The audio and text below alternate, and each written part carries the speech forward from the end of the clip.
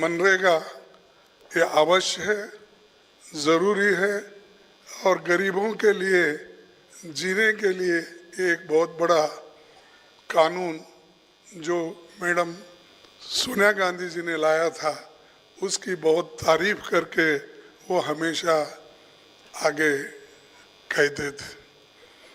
और दूसरी चीज़ मैं उनमें एक खूबी देखा कि कभी गुस्से में नहीं आते थे और किसी को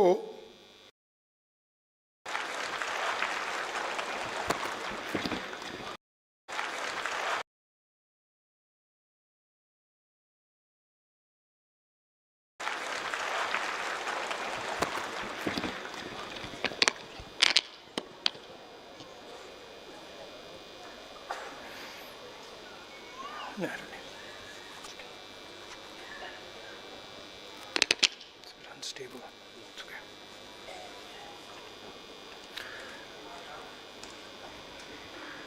Good evening.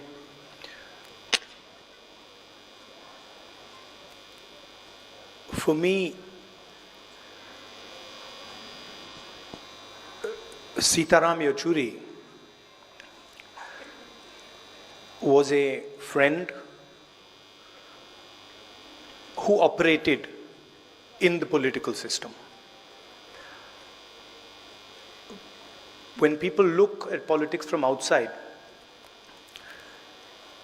it's not easy to see the dynamics that take place inside the political system.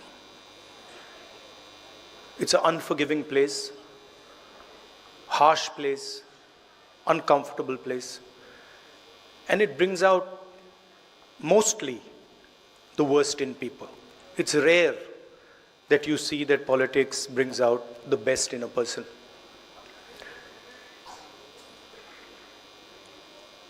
And I saw Mr. Yechury from the first day I started in my political journey.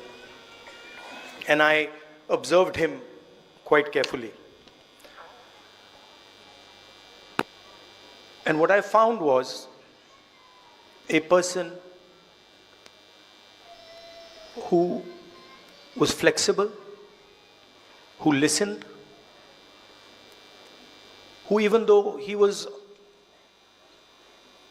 on the opposite spectrum ideologically, had the ability to understand where we were coming from, and he also allowed us to understand where he was coming from. He was a bridge, in a sense, between certainly the Congress party and other parties in the India Gathbandhan. There are people who are visible and they are up front, you see them. And then there is the glue that is not visible, that is hidden, but is actually what holds the structure together. And I would say Mr. Yechury was such a figure who, in the India Gathbandhan certainly, and the last UPA Gathbandhan, held the architecture together. And he held the architecture together because he was flexible, because he listened, and he didn't have the common traits that a lot of politicians have: anger, aggression, arrogance. These things were missing, and this is rare in our work. So he was a friend. I dealt with him a number of times, and I always noticed how the stress was countered with the cigarette. And this was always there. And I used to tell him, Yechury Ji, what is this? Why don't you get rid of this? And that, I think, is the only habit that probably he wasn't able to get rid of. He was also very close to my mother. And I would say they were even better friends than I was with him. And a few days ago, he came to meet my mother. And they were sitting there. And I saw Mr. Yechury was coughing.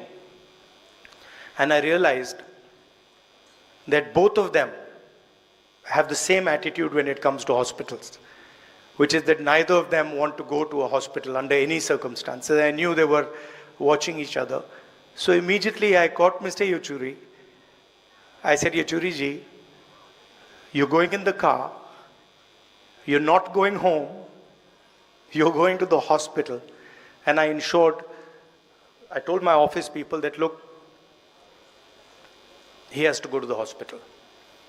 And he was smiling. He was still trying to say, no, I'm not going to go. And that was the last time I saw my friend. I came to the hospital again with the view of seeing him, but unfortunately, that never happened. There were two moments when I was thinking about Mr. Yechury and I had no answer. One was when his son passed away, and I picked up the phone and I didn't know what to say. I really just didn't know what to say, and I called him, and then I was silent on the other side because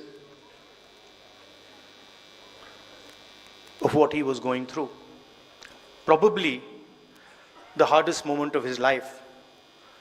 But then I met him a few days later, and the same Mr. Yechury, tough, brave Mr. Yechury was back. And then the other time I didn't know what to say was when I was writing to his wife after he passed, and I was trying to, I had got a draft. We get drafts of letters, and the draft just didn't fit. Normally the draft fits, and this draft just didn't fit. I had to cancel out everything. And so I was thinking, what do I say to his wife who's going through such a hard time? And the only thing I could say is that he was a person you could trust. He was a person that you were sure, 100% sure, that he wasn't compromised in today's situation where there are pressures. It's easy to get compromised. He was not compromised. And whatever he did, he always did for the interest of our country. Every single time, his starting point, and maybe my brothers in the left might not like it, but his starting point was India. And that was the point from which he began. And of course, after that was his political ideology, his political conviction. But whenever he would speak to me about the BJP and the RSS, he didn't say, they're doing this and they're doing that. He said, look, this is a danger to the country. What they're doing to our institutions, what they're doing to our structure, what they're doing to our education system is going to destroy India. And that's how he lived his life. I'm very proud to have been a friend of his. Thank you.